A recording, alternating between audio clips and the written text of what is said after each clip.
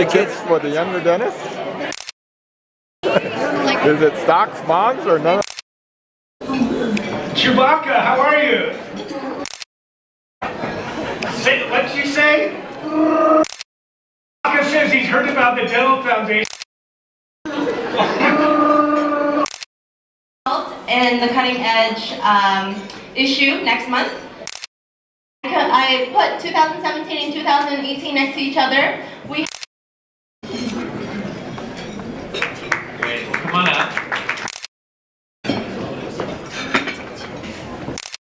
I've been practicing in the Bay Area for a couple of years, but just trans. My name is Valerie. I graduated from UOP this June, and this is my first student, and it's great to. Hi everyone, my name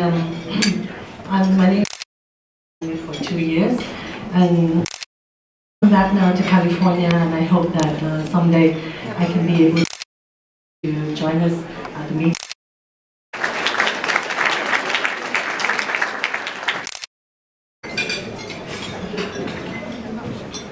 It's come at the privilege of fighting the food coma. From two of the folks in the room before we got started, how many have actually traveled down this evening to join you guys from Marin County? That's where our home gate looked like. Now someone, extremely difficult engineering job to in the Bay Area. Golden Gate Bridge finished far up the coast, a little bit north from San Francisco. There was a Narrows Bridge, share a lot of things in common. Major towers. This bridge, as an orthodontist, this is a really, and our job as orthodontists is to turn them into beautiful smiles. Now sometimes we're throwing curveballs, substituted by leaving her deciduous second molars in place. How do you get all underneath look as good with it full in over 10 years? And what I want to share with you, all of this hard tissue structure that we affect me for the first half of my career. As a restorative dentist, I started to go back to my biological training relative to the facial structures. Here you're seeing the cranium from birth. But the facial structure, so the question for me became, when is this car crash happening? And it still happens in programs at Harvard in Boston and before he passed away. He taught me a lot about numbers. Along, cephalometrics was my key to. I started my practice here in this little cul-de-sac in Mill Valley. This is what my office looks like. Every patient, and it's still in orthodontic research. Cone beam CT, 2 years before it arrived in the US, what we were doing as orthodontists. Intention that we were starting a three-dimensional Photoshop program called a Mira, and render this image. I thought it just takes too long. And this is Jack Choi, dissection table that his company makes. And shortly after I met Jack today, and Jack showed areas of interest, the dental structures in particular, and the. Now I had some colleagues, I didn't know what that meant, and I didn't think I cared, and started looking, and we found that most of our patients actually had airway. Everything that I look at chairside, I move around professionals to be ready for me. I want to share with you how I now think we're preventing airway-centric orthodontics. I don't think I'll ever get rid of it. A month after I had my machine, I never teeth moved. The crowns came along for a good handful. This has absolutely surpassed cone beam. The amount of data that we're collecting, the kind of accuracy that now allows you to merge these. Now when we show this part pretty quickly, a lot head, and that's how we're getting the image. Of X-rays, the emitter source, the X-rays move out on a CBCT device. Those two machines are cone beams. What's interesting about all cone beam machines work the same, regardless of the manufacturer. You turn it on, it spins around, and it takes pictures as it goes playing it. So what the computer does is it takes construct the 3D position of that, whatever. ICOM data sets are multiple files. They're all stacked together, and they're all images simply get stacked along the axial, so on the screen. So cone dental school, I learned nothing about dosimetry. What's called microsieverts. And to give you a sense of perspective, so you're getting dose every day that you're alive in the US. East Coast and back, it's approximately. Before you kick out your bed partner right now. This guy, John Ludlow, he's from general dental imaging and panoramic imaging. On top, a full mouth series. 2007 was their last one, so any dose before on the iCat Flex, John Ludlow did a study on that particular machine. Not only did he use an adult phantom, he used a kid on children. And here's where I live, 16 by 13, it's a full volume scan, including Airway and TMJ. For a child, it's 17.5 volume. So when I'm doing root alignment mid-treatment, 0.8 for a child. The New York Times published a paper that was really hard. Very good. That's huge. And this is your final X-ray. So notice where we are with our imaging for what you're trying to diagnose.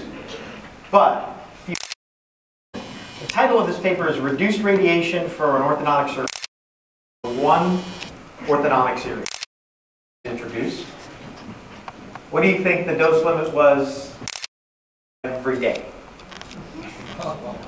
So as long as you don't in response to that New York Times article, you can go on iTunes how I use this technology. I got into cone normally want to meet a patient for the first time. What they realized was the primary tooth is not falling out. So they took a pad on, they sent this over with Jesse. Palatal. I wasn't ready to write the script. So I took a cone beam. Around. You've got a neurovascular bundle on that tooth, align it with the long, and pretend that I'm down straight to the site. I go right into the apex. I know that tooth needs to be world right here, pretty small. And it hits cortical bone, enamel against bone. Go in. I send this model to my surgeon. Rehearsal. This is unactivated, sticks all the way out into the buccal vestibule. About 100 grams on that tooth. Now the coolest thing, and I can now see, really happy. But what was so interesting about this case to me is I vertically. This is how I'm learning what my mechanics are. About 6 weeks later, and as expected, it came in really high. Get that tooth down. All the orthodontists in the room know that just getting teeth straight.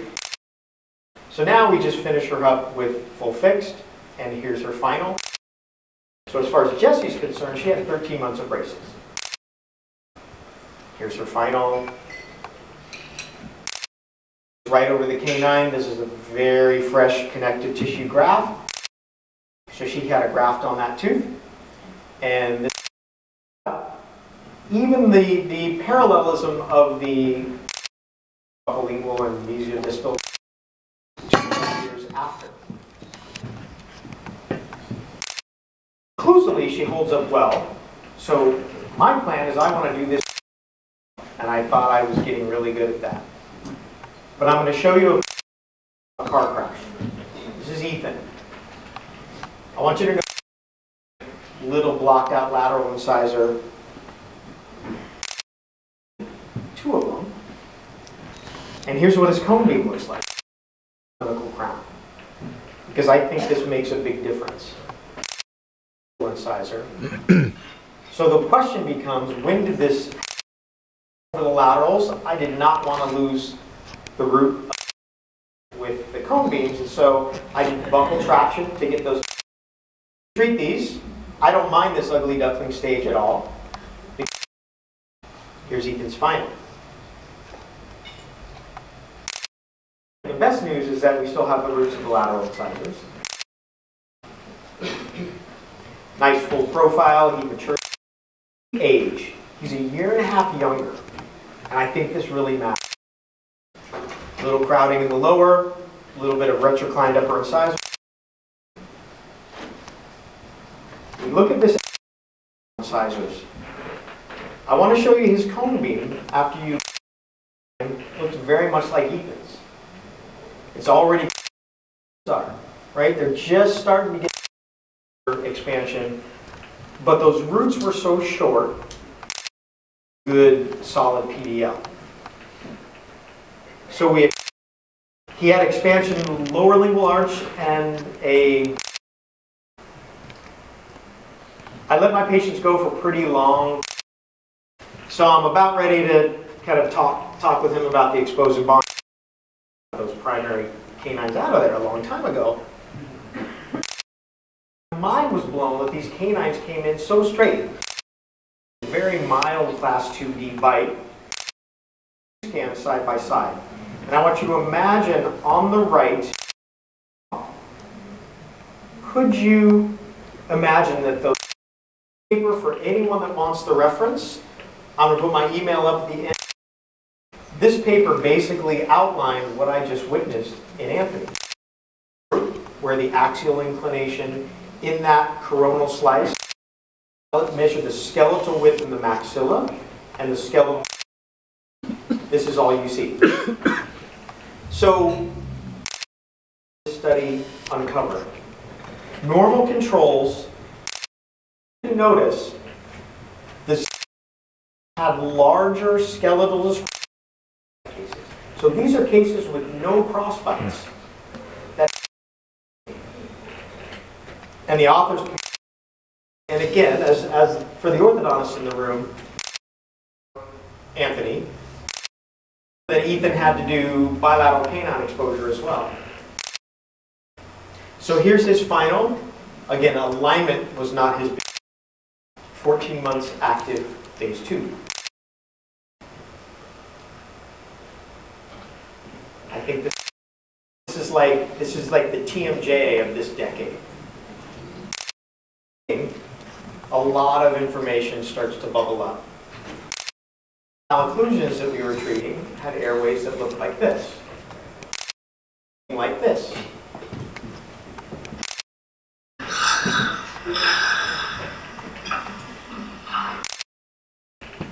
What do we know so far? I'm going to share with you. Okay. Orthodontists especially, I don't subscribe to articles like this. This is by the group at Stanford. This is a guy named and what he looked at is something called MCA, which is minimal nasopharynx down to the epiglottis. 100 plus subjects, and that's all he did is just measured MCA. His patient, which was 6, up to 20, and it grows about 10 square. So it does grow all the way to 20. things make airways smaller, which can imaging or any airway imaging that we're doing here does not diagnose. Just thinking intuitively is, well, I want the biggest one I can get of correlations between MCA size. So as an orthodontist, what potentially decrease the risk of OSD? We're learning that I'm not the only expansion study on airways, and what it looks at is it the nasal pharynx, those volumes, every patient increased. Not even paying attention to airway, not even imaging. This is the take home that I want everybody to get. Look at this paper, because it's the same as the one I just showed you. This group was going to get the TNA and then the expansion. AHI is the apnea, hypopnea. It's of those divided by the hours of sleep. For adults, 5 or 6, below that is an orthodontist. I'm really interested in the expansion only group. 90%. This is life altering for these kids. A lot of two-phase treatment. I mentioned that we do a lot of early development. That we've got significant expansion in the maxilla. And if you look at that, of course, the pretty clinical picture. We changed her MCA from 42 to 159.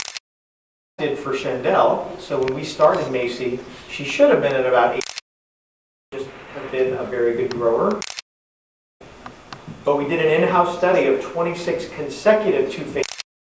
Sample of 26 two-phase after phase 1. Notice that the median, again, we have over 26 consecutive patients. Now to me, so I want you to look at Elisa and look at her severe.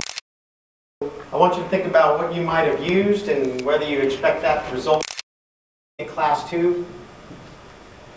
Here she is, 2.5. But we want to know what's going on inside things with this 3-dimensional data, and I can measure them. And for the orthodontists in the room, you're probably looking at this. Seeing these side by side, structure in the skull that has very little growth is in blue, and we're doing some special T1, and you're going to actually see how those change from T1, because now I can actually see what my traction vector actually accomplished, and now how much growth response that I get, and if I really airway change was really good, what does that mean to me? And it's going to transform the way we actually develop appliances. Because we're trying to be more efficient, but then we can pull it away digitally and just look at the size. What the volumetric change was at the upper lip, the nasolabial angle, giving us the effect that we really want. Is lateral change better than sagittal change? Really going to change how we diagnose. Working on with a lot of very good orthodontists that is all those things I'm just showing you on the screen, so that orthodontists can learn from, look at a case like Lisa and learn from it, even if you're not here. Doctors have treated. Grew for Elisa in that severe of the body, how much ramus growth happened. York style superimposition, where we can actually see what the insight into what we're actually doing and what.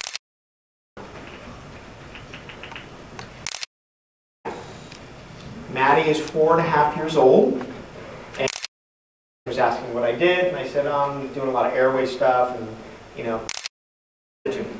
So this is Maddie sleeping.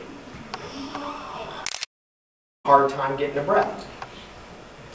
So I said, here's what we're going to do. A good friend David Hatcher has an imaging lab. Everything that's blue is a primary tooth. Everything to see. Notice that those adult eruption follicles in, making a very deep curve of Wilson. Everything is, if you look at the soft structure, soft tissue structure, so from the back of her nose, all the way, this is like trying to breathe. It's probably 10 times worse. He's in my own town to listen to me. Because I'm a... So I thought we were going to have a big fight, and with... I want you to take that video of her sleeping. I want you to take this video, and that radiologist is going to look at this image for me. For OSA in the future. At one point, visit, and lo and behold, Maddie gets this text and says she didn't even need to do a scope. So Maddie got her tonsils out and her adenoids out. 5% of the nasal airway. Maddie got stuff.